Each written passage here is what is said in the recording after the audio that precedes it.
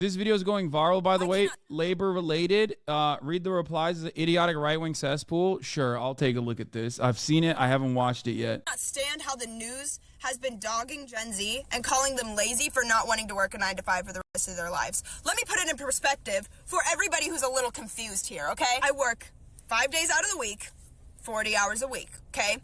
I do not make enough to live on my own. I would not make enough to pay rent, water, electric, and eat. All by myself. I would not be capable of doing that. 20 years ago when you were getting started, you could live on your own. 20 years ago when you first started, you were able... Gen X and millennials already gave the 9-to-5 gig a shot and it fell apart miserably for most of them. Why would Gen Z want to sign up with the same false promises? Let's continue with this. To do everything that I am now struggling to do. Let me add another perspective here. You've been working for 20 years. You have 20 years of working experience behind your belt. You have 20 years of experience in a career that has allowed you to gain raises, to get more money, to profit you in an economy that you created. You can sit here and you can call Gen Z lazy all you want, but I've been working my tail end off just to barely make it by. And respectfully, I don't want to do that for the rest of my life. I don't want to work my tail end off, wasting all of my life working just to barely be able to pay my bills. And that is what you created, not Gen Z. We're just here getting started. You've been doing it for the last 20 years. You tell me how it got ruined. I think it's like odd that people are dunking on her because like, I guess it's like, it's weird to like frame it from a Gen Z problem because this is a consistent problem under capitalism. And yes, generational politics, specifically like this kind of generational divide, is yet another way for liberals to try and mystify class politics. That's it. That's how this works. Same principle behind the idea of like, oh, upper middle income or middle class.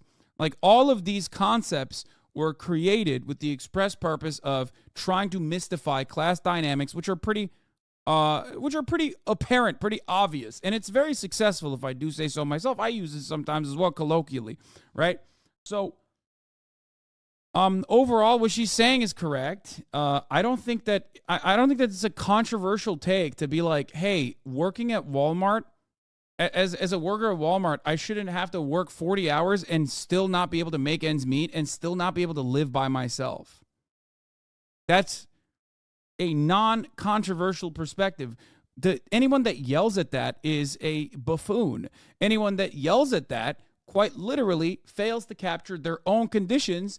They are doing what I like to always call peasant brain. They're doing the "me lord" is what they're doing. They're going around and saying, "No, me lord, you deserve all the grain. You deserve it, me lord. The other peasants are hiding the grain from you. It wasn't that bad of a bountiful winter." That's what you're doing. You're advocating against other fellow peasants, okay? You're sucking up to the Lord. That's it. She correctly identifies America in the realization that she's never going to get out of that cycle of working for nothing. Hit her while she's taking on this video is amazing. She's correct. While alienation doesn't exist for everyone, it always hurts the next generation more. That's what the late-stage capitalism necessitates. Gen Alpha will say the same, and it will be just as correct. Yes. I mean, its conditions worsen relatively to the other people. The reality of the matter is this is a problem that every generation has experienced time and time again. I do think that people definitely have they do definitely have like rose-colored nostalgia glasses on. I mean, there's certain aspects of like American existence that have on paper gotten better for a broader percentage of the audience. However, overall, we still haven't solved this very serious problem, which is if you work 40 to 50 hours a week, you should be able to live on your own. That is crazy. Okay? That's crazy. It's ironic because she works at Walmart, which is the greatest welfare recipient of all time in the United States of America. As a company, a gigantic percentage of their workforce works on food stamps. Like they don't get paid enough.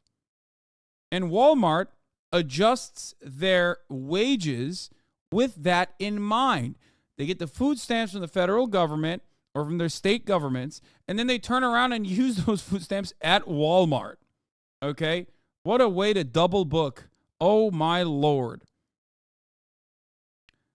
Additionally messed up when you think about the reality that the Walton family, I believe, still maintain like 50% ownership over Walmart, which means that like we are directly giving them a tremendous amount of money. Like the federal government is directly subsidizing a ginormous amount to the tens of billions in their net worth that they continuously grow year over year. Whew.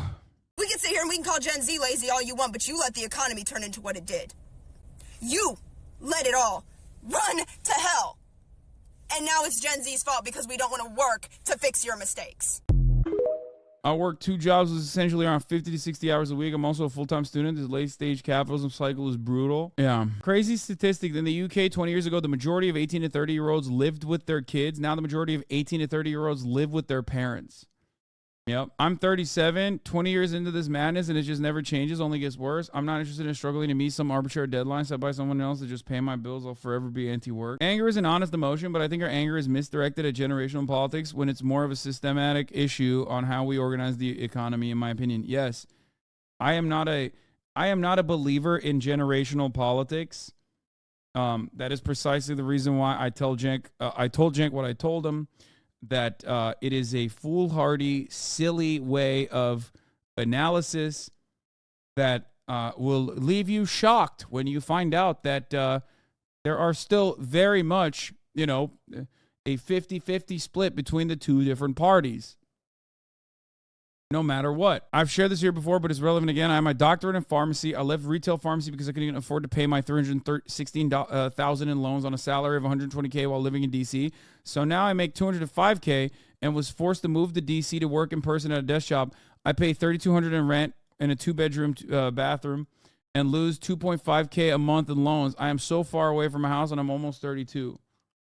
Yeah, and you're one of the highest trained professionals overall. I was talking to my mom about this the other night when she was talking about how lazy her Gen Z coworkers are. I asked her how much her Gen Z coworkers make currently. She said $40K. Then I asked her how much she made when she was their age working in that same job they're working in now. She said $40K. And Gen Xers and Boomers wonder why Gen Zs hate working. Buy a fan a house, or you fake? I'm fake. I'm fake as hell. I'm the fakest you've ever seen. I calculate my real income by taking the gross amount, subtracting rent and commute, and that's how much I have. I made $65K, but after rent, I really made $40K, and I'm a truck driver. They used to call Gen X the me generation. Same story every generation. Yes, generational politics are unchanging because the real back and forth in politics are not on generational or on different generations, but instead they are done on class lines. The dynamic between the capital owning class and the wage laborer class is still the same. The needs are still the same. Obviously, it gets a little bit more muddied with like professional, with the concept of like professional work and things of that nature. But overall, it's still, albeit reductive, still something that you can point to as your basis, as your foundational politics.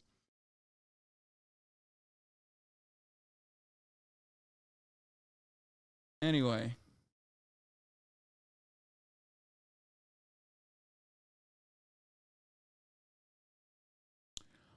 Our work at a lab company announced they were giving everyone a raise to help match inflation prices. They only give us a 50-cent raise hourly. Nice. I mean, there's a lot you can do with that. Yeah, nobody wants to work anymore is also another take that is existed in perpetuity. That's another thing. Like, that also doesn't go away. But blaming something is nebulous and hard to grasp as the economy is way more difficult than just blaming your parents or grandparents, especially when they're complaining about how lazy you are. Yeah, I think, like, older generations say Gen Z sucks. Older generations say Gen Z are lazy and they suck. Younger generations, like Gen Z, say the older generations ruin the economy. And the reality is that generational politics are silly. I use it colloquially for funsies, but overall, they're silly. It's just it's just a way to mask the truth. The real truth is class politics. As a worker, you have goals. You want to work the least amount of hours for the most amount of pay. it's perfectly normal to feel this way. This is a normal thing, okay? This is I'm talking about this from the perspective of self-interest. Your boss, on the other hand, the capital owner, person who owns the job, owns the workplace, owns the business, wants you to work for the most amount of hours for the least amount of pay that they can get away with paying you.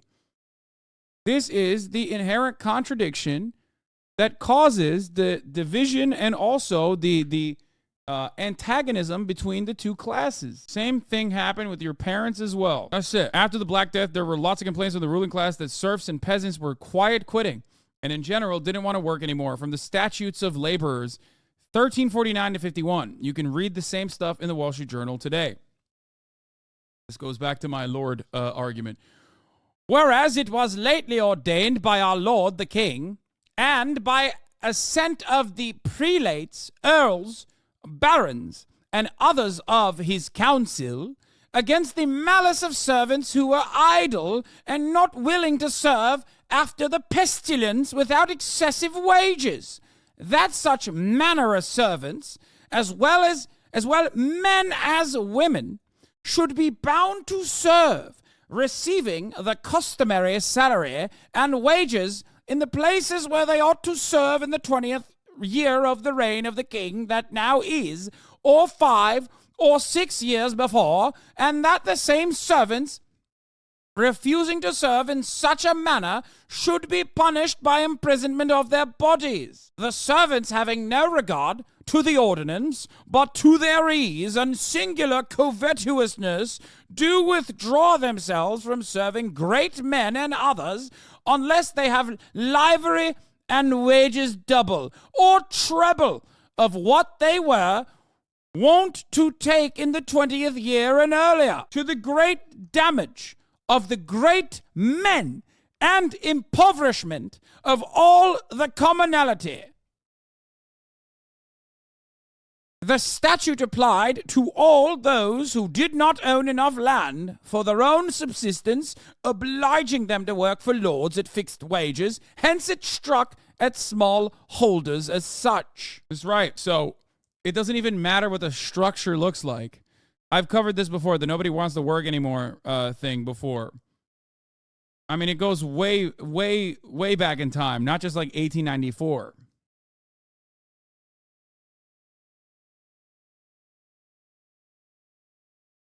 See, worker been lazy for a long time. Miracle, we're here. The other part of this that I find really cool, really fascinating rather, is that the way that we are describing the lords, okay, that hasn't changed either. Class dynamics have not changed at all, okay? Because when you look at it, they're still regarding the job providers as great men. You are serving great men, okay? The attitude of entitlement is still there. You should be excited at the prospect of serving a great man. Okay? And that's it. What holds the glue that holds that structure together at that time was, of course, still the threat of violence. But beyond that, which, by the way, still exists, we have police forces, system, a criminal justice system for this specific reason. But also, the glue, the theoretical glue that held it all together was God, was religion. Nowadays, not so much. People don't really, especially in the Western world, don't really believe in the God stuff that much, but they do believe in another ideology, especially here in the United States of America. They believe it more than they believe God in some instances. That's capitalism. And the glue within capitalism is no longer the divine right to rule, but instead meritocracy. The idea that every single person can go from being a peasant to being a lord king is consistently instilled upon the population, reinforced over and over and over again since birth. That fallacy, that fake freedom that you have for class mobility is seen as the shining beacon that keeps it going. Okay? Meritocracy, the idea that Elon Musk, of course, worked hard and worked smart, and that's precisely the reason why he has, $200 billion of fake money. He is the myth of gifted individual. The myth of the gifted individual. Elon Musk, he deserves it. He did it. He worked hard for that money. He worked smart for that money. How dare you say anything about Elon? How dare you say he's stupid? No matter what the evidence points to, he's still worth $230 billion. Doesn't matter if he took a company and tanked it like the one that we're looking at currently, Twitter, right? He's still worth the most, which means he still is the best, right? Bigger the number, better the person. And that's it. The myth of meritocracy keeps this entire process together. To those in the underclass, it gives them motivation that one day they too will have bountiful wealth. They too will live like the Elon Musks of the world, the Richard Bransons of the world. And it reinforces the position that those at the tippy top of society that have the same level of power and wealth accumulation that kings had and lords had in times before, it reinforces and re-solidifies their position. It tells everybody that, no, they deserve to be there. They worked hard. And they worked smart. 1,000,000 times smarter, as a matter of fact. Bullshit. It's complete bullshit. Meritocracy is a lie. There are certain sectors where you can get close to a meritocratic approach, but you can never overcome probability. Probability will always play a role. Luck will always be a factor. You have no say in what zip code you're born in, and that's precisely why, on average, when you look at it, your zip code that you were born in is more determinative of your future prospects than anything else in this country. The financial circumstances that you were born into, in this country even, greatly dictates where you are going to end up. Now then, beyond that, you also have to think about the zip codes elsewhere. Who's to say that a child born in India to a lower caste structure is not destined to be a brilliant scientist? We simply don't know. There is so much potential out there that is laid to waste as a consequence of the awful material conditions that so many people, the overwhelming majority of the population on the planet, is subjected to. That's it. This does not mean that hard work does not factor into it. Of course it does. Of course. I am not a particularly skillful person. I'm not smarter than the average person. I'm not more charismatic than the average person. I'm not quick-witted. Okay? But I do work really hard. Okay? I do.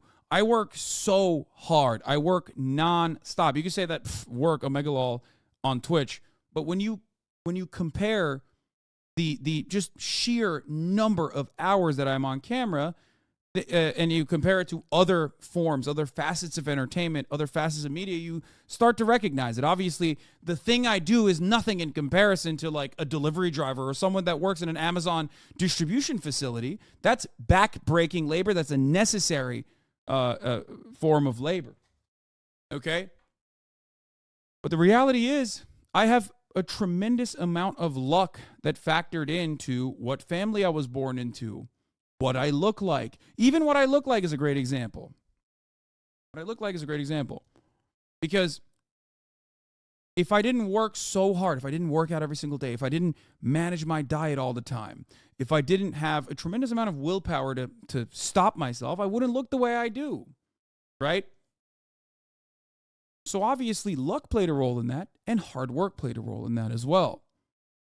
When I first started on Twitch, I could not yap at all. I was terrible off the cuff. I could not speak off the cuff at all. That was part of the reason why I wanted to even begin speaking on Twitch. I wanted to get better at delivering the information that I had in my mind in an uninterrupted fashion without going all the time. And I still do that, right?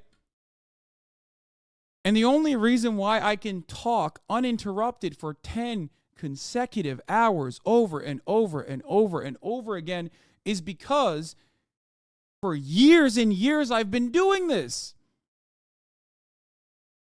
That's it. That's it. It's not because I'm gifted. You know who's gifted? Will. This is the last show in our tour, and I said I would at least try it. This is a very solid table, but...